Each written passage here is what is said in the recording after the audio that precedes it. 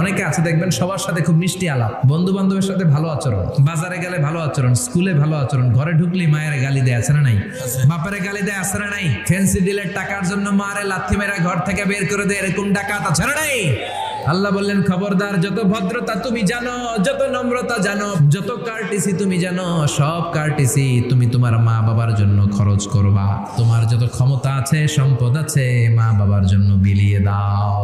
বেতন পেলে টাকাটা আগে মায়ের হাতে দাও, বউরে তো দিবেনি, আগে কিছু মায়ের হাতে দিয়ে। গিফট দিলে আগে মায়ের গিফট দাও, মায়ের হাতে আগে দিলে ওই বেতনের ভেতরে বরকত ঢুকায় দিবে কে?